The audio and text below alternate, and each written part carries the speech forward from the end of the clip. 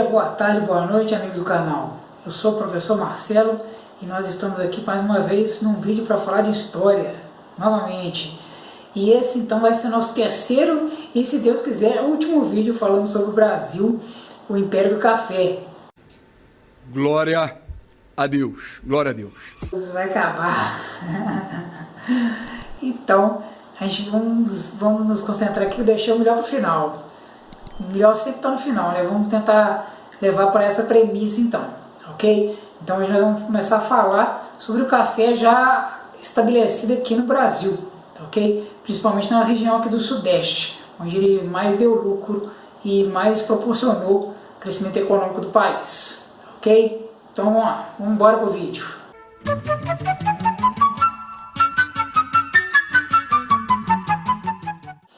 Então, meus amigos, por volta do ano de 1760, da década de 1760, o café cresceu de importância no mundo inteiro, tá? A gente sabe que o primeiro país que começou a cultivá-lo foi a França, a Holanda e tudo mais ali.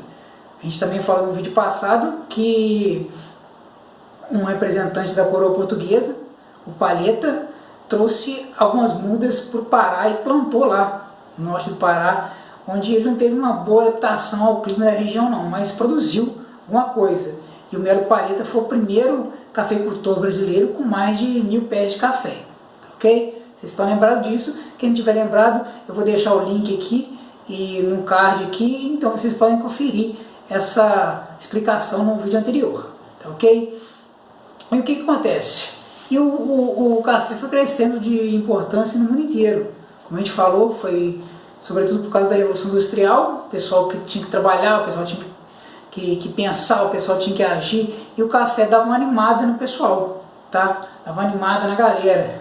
Da mesma forma, os pensadores iluministas, também nós já falamos no vídeo anterior, adotaram o café como uma bebida. O café dava ideias, o café deixava animado, as ideias marchavam quando você tomava café, ao invés de quando você tomava álcool, quando você tomava outra bebida, você relaxava, ficava embotado. Já com café não, ele te animava, ok? Então houve uma grande procura para o café. E o Brasil, como a gente falou também no vídeo passado, as suas principais atividades econômicas, seus principais produtos de exportação tinham entrado em queda, tá? Esse período foi um período meio que de recessão para a economia brasileira, tá? Principalmente na sua exportação. Então eles precisavam de outro produto para poder exportar. E o que acontece? O café aqui no Brasil era utilizado nessa época mais como uma planta ornamental. Pessoas tinham em casa ali como uma coisa ornamental para ficar bonito, aqueles frutinhos vermelhos lá, ou para o consumo doméstico. Na casa da minha avó, que era uma cidade do interior de Minas Gerais que chama Santiago, eu lembro que tinha um pé de café no quintal, devia ser mais ou menos nesse esquema lá, tá? E só que a gente deve o café ter vindo para a região sudeste para um desembargador, tá? Desembargador do Império chamado João Alberto Castelo Branco. Olha que nome imponente, tá? Não é o presidente da ditadura Castelo Branco não, é outra pessoa. Ele que trouxe as mudas do estado do Maranhão, e trouxe 4 mudas apenas para o Rio de Janeiro, tá? Então, se a gente for ver esse cafezal inteiro que o Brasil teve, descendo só dessas 4 mudas. Mesmo assim, a gente vai contar a história dessas mudas, agora vocês vão saber que na realidade sobrou só uma, tá? E o que vai acontecer? Ele então distribuiu essas 4 mudas ali no estado do Rio de Janeiro. Uma ele ficou para ele, tá? Para ele próprio, para plantar lá e tudo mais. Outra ele doou para os holandeses, uns imigrantes holandeses que moravam aqui na região do Rio de Janeiro, ele entregou para eles lá, como prova de amizade e tudo mais ali. Outra ele deu para o convento das Carmelitas, as Carmelitas Descalças, também era um convento que tinha lá no Rio de Janeiro. E a outra foi doada aos monges capuchinos, tá ok? Essa foi a única muda que floresceu e frutificou. Então a gente deve muito aos capuchinos. Tanto é que eles fizeram cappuccino na Itália, que a gente também falou no primeiro vídeo, vou deixar o link aqui no card. E sempre gostaram muito de café, né? E a gente vai ver que foi a única muda que frutificou e cresceu, foi as mudas dos caputinos lá do Rio de Janeiro, tá ok? E dali que saíram as outras mudas que vão abastecer ali a Baixada Fluminense inteira.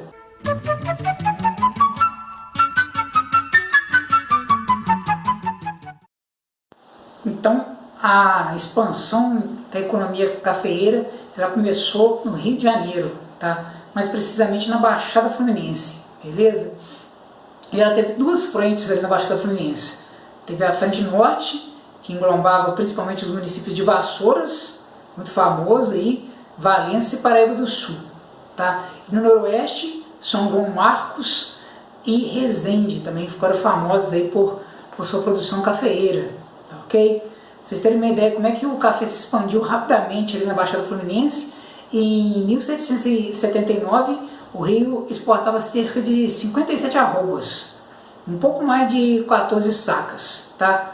40 anos depois, ou seja, 1820, o Rio já conseguia exportar 540 mil arrobas, o que equivale a 135 mil sacas. Olha só a diferença, o crescimento estrondoso que teve o café na região ali, tá?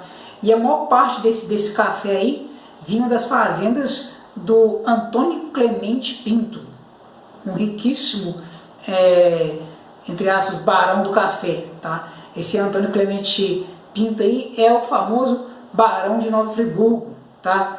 Ele possuía 22 fazendas na região do município de Cantagalo, 22 fazendas. O homem não era pouca coisa não, 22 fazendas, tinha um dinheirinho bom, tá? E curiosidade sobre o Antônio Clemente Pinto aí, o Barão de Nova Friburgo, foi ele que mandou construir ali no Rio de Janeiro, capital mesmo, o Palácio do Catete, lá onde é que o Getúlio Vargas suicidou, que era a sede da República, lá onde é que moravam os presidentes antigamente. Ele que mandou construir com dinheiro próprio, tá? A gente vai ver que essa sociedade cafeeira, ela é meio urbana, ela tem os seus negócios na área rural, só que ela tem casas na cidade. Então ele mandou construir esse palacete lá no Rio de Janeiro, que depois ficou como residência dos presidentes da República. Lá tem até hoje, lá no Flamengo, quem passa lá vai ver o palácio lá muito bonito, por sinal até hoje em dia.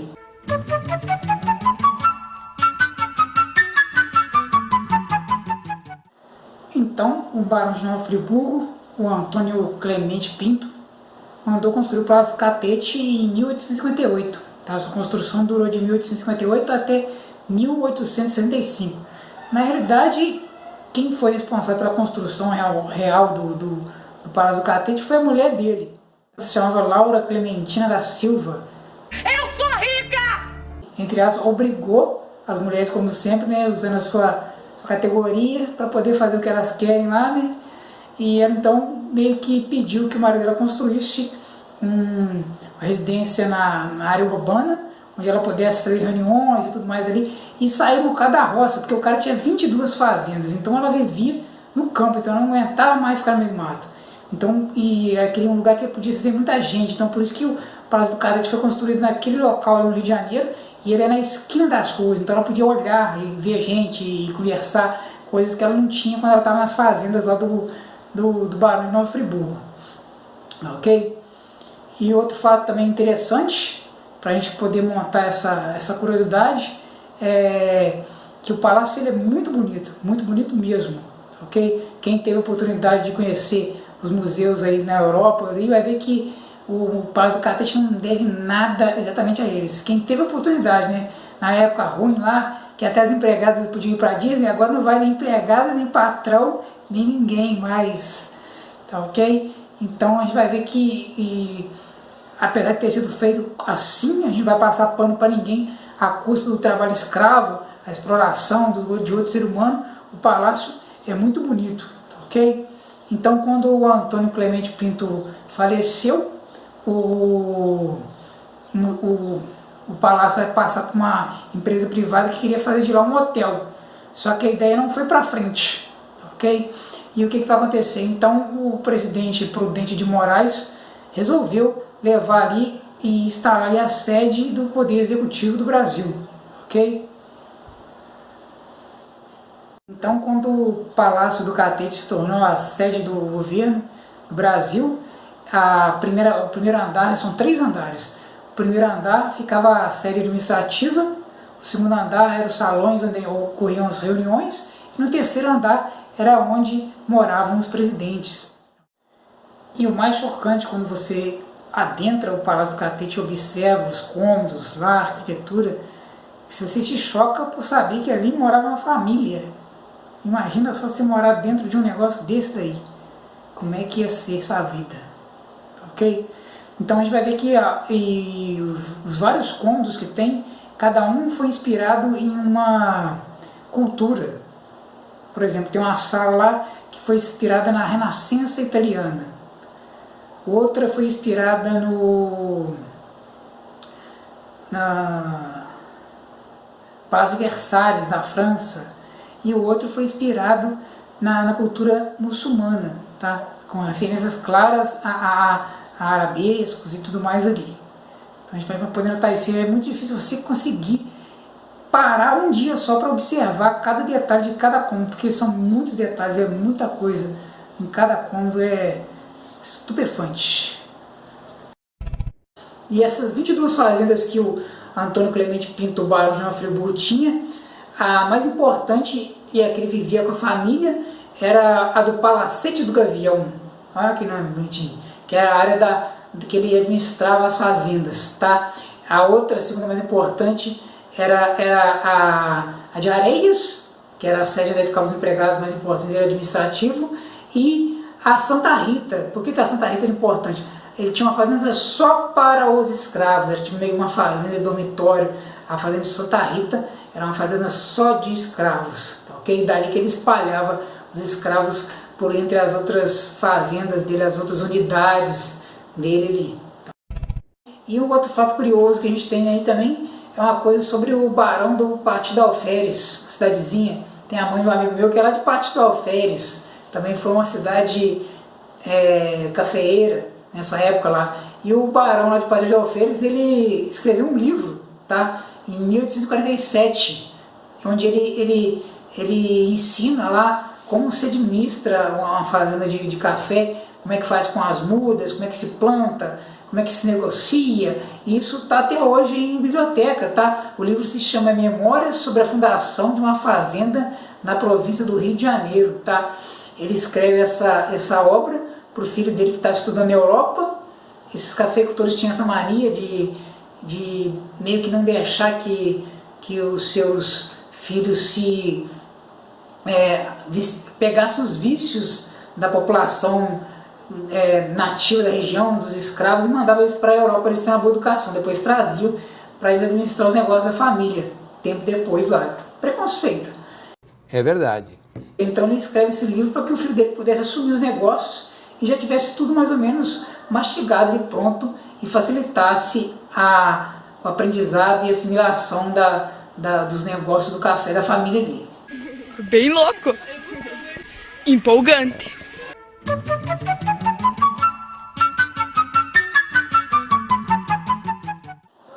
O próximo passo do café foi romper a fronteira com Minas Gerais, tá? Os cafezais vão avançar sobre a fronteira de Minas Gerais, passando pelo Caminho Novo, tá? O café chega às regiões das Minas Gerais por volta de 1775, tá? Seguindo o Caminho Novo, que é aquele caminho que já ligava o Rio de Janeiro às zonas auríferas aqui da região de Minas Gerais, ok? Então os cafezais aqui em Minas, eles foram plantados na região da Mata Mineira, da Mata Atlântica Mineira, ok? Então a gente tem alguns municípios de destaque. A minha própria cidade, Juiz de Fora, quem não conhece aí pode vir aqui, o pessoal aqui é muita gente boa. Leopoldina, Muriaé, Mar de Espanha, essa região toda aqui teve muito investimento do café, teve muitas plantações de café, com fazendas enormes, que já tem resquícios até hoje em dia, que hoje em dia aqui na cidade está ficando meio que esquecido, mas se a gente buscar informação a gente tem bastante. Eu mesmo satisfiz minha curiosidade muito aqui esses dias, pesquisando sobre o café, descobri muitas coisas legais aqui sobre o café aqui na região de Juiz de Fora. Conta tudo aí, seu pilantra!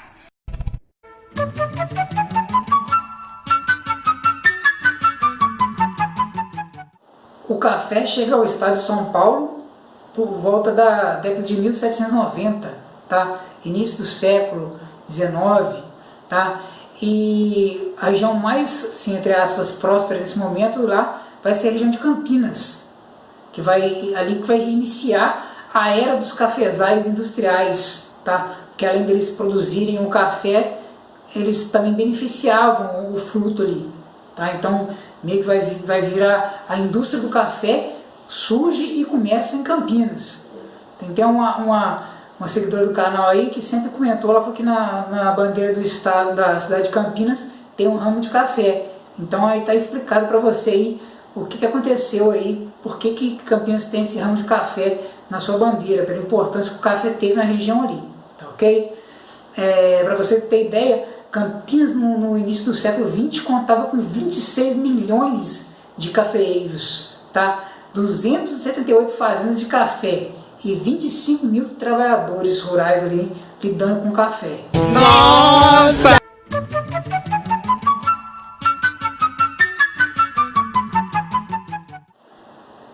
Com o crescimento do café, aumento da produção, foi necessário também os fazendeiros lá investirem em infraestrutura, okay? No transporte, em estradas. Então houveram muitos investimentos, sobretudo em estrada de ferro, tá? Porque no início do plantio de café, o transporte era feito sobretudo no lombo de mulas, tá ok? Eram tropas de mula que faziam transporte, e quase um terço do dinheiro que você ganhava com café ia tudo no transporte. E era além de as estradas serem muito ruim, muito perigoso, tinha um problema do roubo, então sempre alguém da família tinha que ir nesses destacamentos das mulas. Era um trabalho assim meio que chave ali, de honra para a pessoa que tinha que acompanhar esse carregamento. O cara que ia vender o café, que ia fazer o transporte, tinha que ser da família, o pessoal não confiava, então tinha problema do café ser extraviado ou ter roubo, então sempre pediam alguém da família para ir. Então, para evitar isso, então os fazendeiros lá já estavam ficando endinheirados, resolveram então investir nessa infraestrutura. Ele é esquizofrênico, é assim mesmo, fique tranquilo. Os fazendeiros resolveram investir na infraestrutura de transporte. Beleza, aí sim, mano. Principalmente na estrada de ferro, tá? Os ingleses já estavam fazendo um grande trabalho com isso em várias partes do mundo, então resolveram fazer isso aqui no Brasil também. Para vocês terem ideia da importância das estradas de ferro também, olha só, foram surgindo várias nesse período. As principais foram a Santos Jundiaí, de 1867, tá? Depois vieram a Mogiana, Ituana, que vão ampliando cada vez mais as fronteiras agrícolas e urbanas do país, vai abrindo as fronteiras, ok? É muito interessante que os trilhos dessas ferrovias passavam dentro das propriedades, tá? Para facilitar o transporte. Eles pagavam, o governo dava um subsídiozinho, mas na maioria das vezes quem fazia as obras eram os próprios fazendeiros, tá? E o que vai acontecer? Com a facilidade agora gerada por essas locomotivas, o transporte ficou mais fácil, ficou mais rápido, então aquilo atraiu muitas pessoas para essas regiões. Que dia foi isso?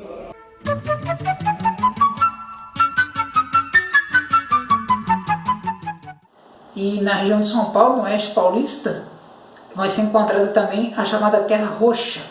Mas não é porque ela era roxa, na realidade a terra roxa é vermelha. Só o que vai acontecer? Como eu falei, por causa do transporte rápido lá e dessa alta produção do oeste paulista, vai atrair muitos imigrantes, principalmente os italianos. E os italianos, quando é vermelho, eles falam rossa. Então era terra rossa, tá ok? Não é que era roxa porque ela era roxa, não, é porque era o sotaque italiano que falava dessa terra vermelha desse jeito aí. Você entendeu, velho? Então, para vocês terem ideia de como é que o café e a infraestrutura de locomotivas lá da rede ferroviária fez surgir muitas cidades no oeste paulista.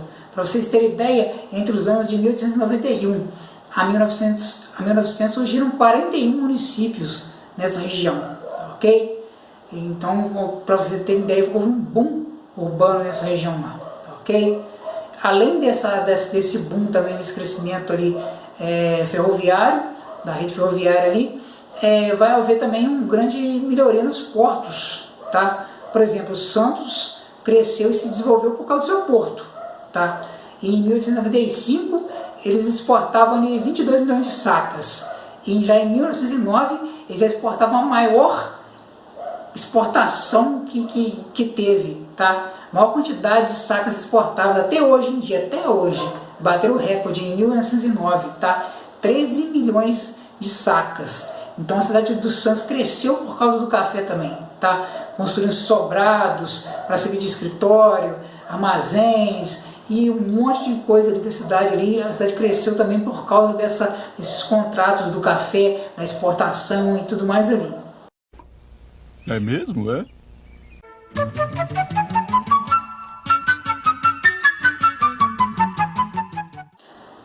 Outra coisa de curiosidade também, os cafezais paulistas produziam cerca de 1.100 quilos de café por pé, tá, ok?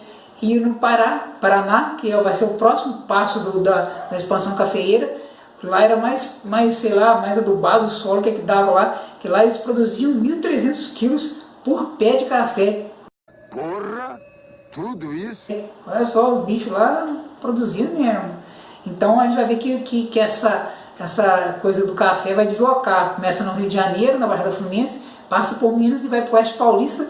Depois ela termina ali no norte do Paraná, como o estado maior produtor do Brasil. Daí até hoje, se eu não me engano.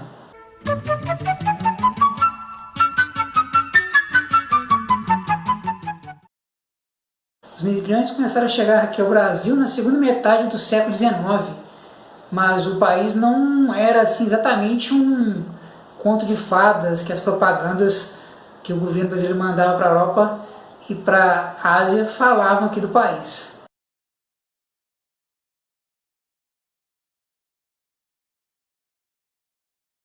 E o Brasil tinha um grande problema, tá? Com a aprovação da Lei Áurea, era necessário substituir a mão de obra escrava. E além disso, o governo precisava de colonizar grandes áreas inexploradas do sul do país, que eram terras que eram habitadas por índios, os bugres, e que foram desalojadas e muitas vezes massacrados lá pelas empresas que foram fazer a colonização lá, tá? Pelos chamados bugreiros, quer dizer, o caçador de bugre. Uma estratégia que eles adotaram para poder chamar as pessoas aqui para o Brasil foi a propaganda, trazer os estrangeiros com parte da viagem bancada pelo Brasil. Então chegaram cerca de 3 milhões de imigrantes aqui, que entrariam aqui no país antes da Primeira Guerra Mundial.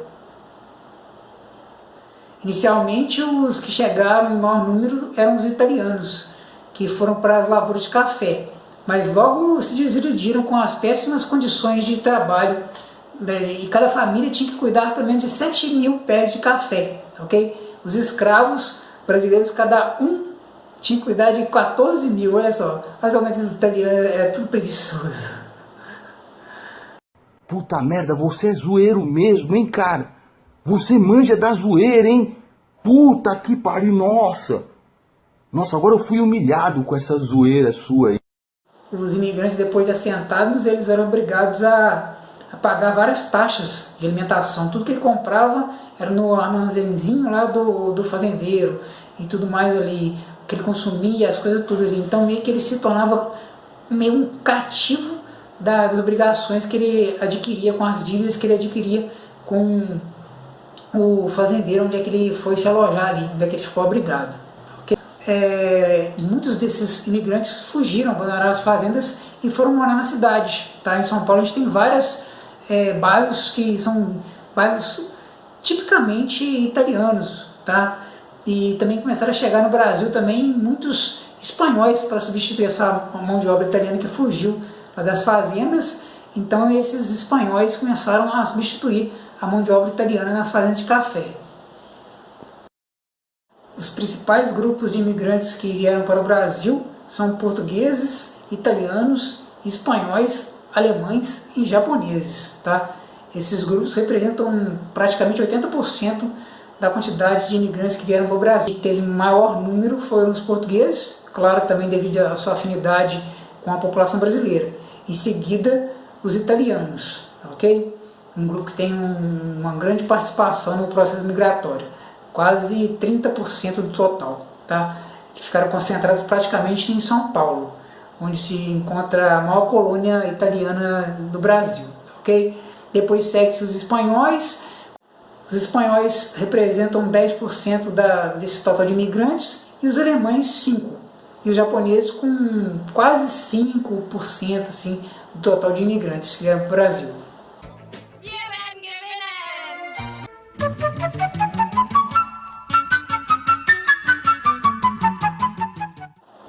Então, meus caros amigos, foi sobre o café, ou sobre o dinheiro do café, que se assentaram as bases da industrialização brasileira, ok? Tem o rendimento que o café produziu, ele foi a base da construção da industrialização brasileira, ok? E isso tem muito a ver, isso vai acontecer só a partir de 1844, tá? Com o surgimento da implementação, melhor dizendo assim, da tarifa Alves Branco, tá? As leis naquela época lá adotavam o nome de quem a criou, tá? Então o Alves Branco era ministro da Economia e em 1844 ele propôs uma medida protetiva para os produtos brasileiros, para a industrialização brasileira, porque o Brasil era inundado de produtos exportados, sobretudo ingleses, que quando a família real portuguesa veio aqui para o Brasil, em 1810, fizeram vários acordos lá que baixavam as tarifas alfandegárias sobre os produtos ingleses. Então o Brasil vivia só de exportar produtos agrícolas e comprar produtos manufaturados e muito mais caros. Então havia um déficit na balança comercial brasileira. O Brasil importava muito mais que exportava, ok? Dava-se pouca ênfase à industrialização aqui. O Brasil era um país agroexportador, então todo e qualquer investimento do governo caía justamente para a burguesia agrária aqui do Brasil. Bando de burguês safado!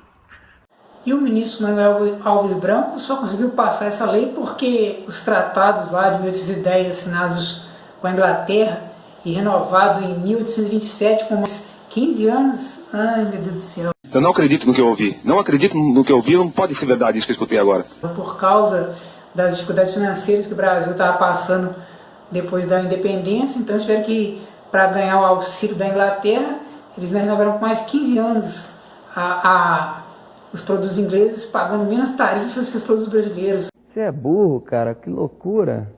Como você é burro. O que aconteceu? E essa tarifa acabou em 1844, tá ok?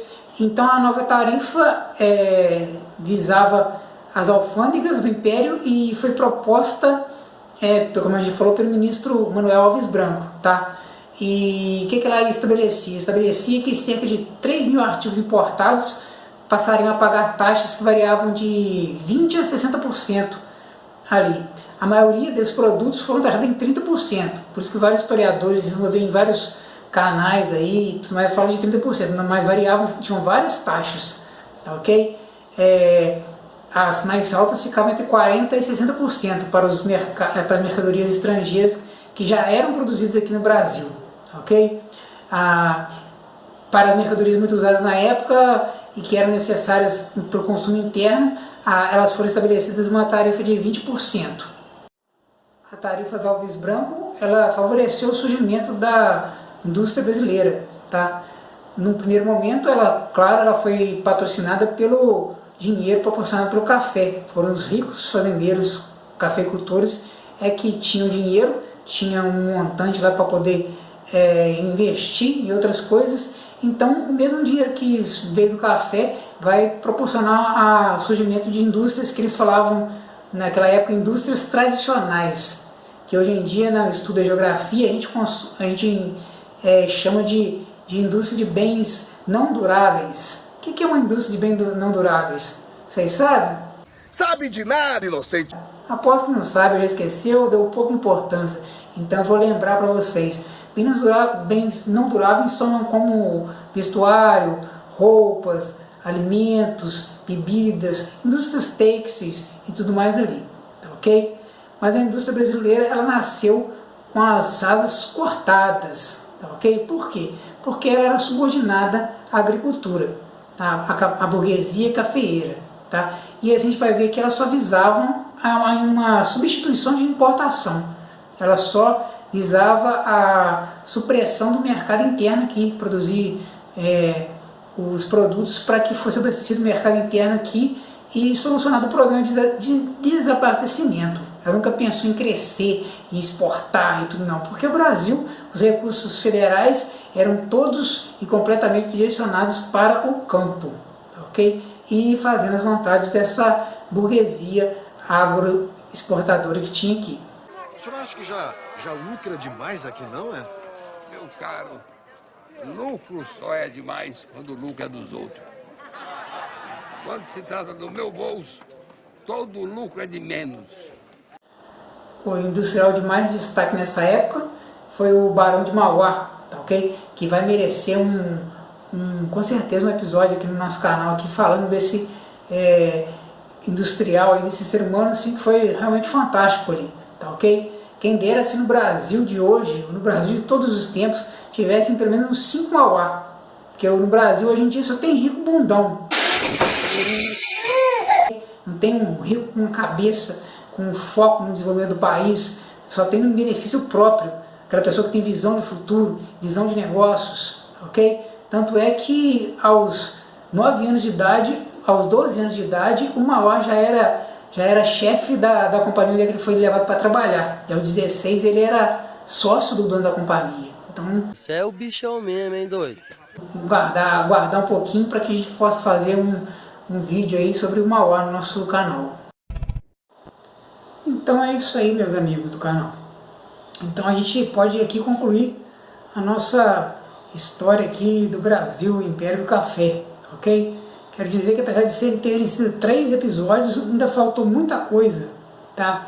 Alguns seguidores do canal aí, que eu agradeço muito, deram até opinião, falaram para diminuir um pouco os vídeos, mas é difícil, sabe por quê? Porque eu gosto da história, e se eu fazer uns vídeos mais sucintos, mais básicos, visando Enem, visando concursos assim, para mim não dá, infelizmente, porque ao invés de história, aquelas casas velhas, aqueles livros antigos, aquela coisa, eu não vejo isso, eu vejo pessoas. Então me dá vontade de falar com elas, me dá vontade de mostrar o que elas fizeram, o que elas viveram, das relações que elas tiveram com outras pessoas, do que elas fizeram naquela terra, de como elas modificaram o ambiente.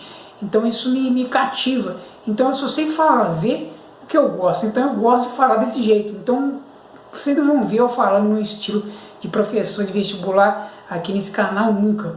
Espero que eu possa até perder muitos views, mas eu vou fazer uma coisa que eu gosto, e espero que esse jeito que eu faço e conto a história possa ser cativante para vocês também, tá ok? Então se vocês gostaram mais desse vídeo aí, eu peço que colabore comigo aí, deixe o seu like e compartilhe com seus amigos para mostrar curiosidades, para poder meio que mostrar um pouco da cultura, da história, da memória para o cidadão brasileiro que está precisando muito. Nós estamos perdendo a nossa memória.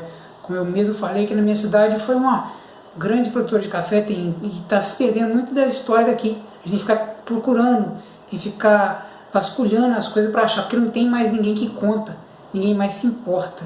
Mas eu me importo e espero que vocês se importem também. Então tamo junto e até o próximo vídeo. Muito obrigado. Valeu!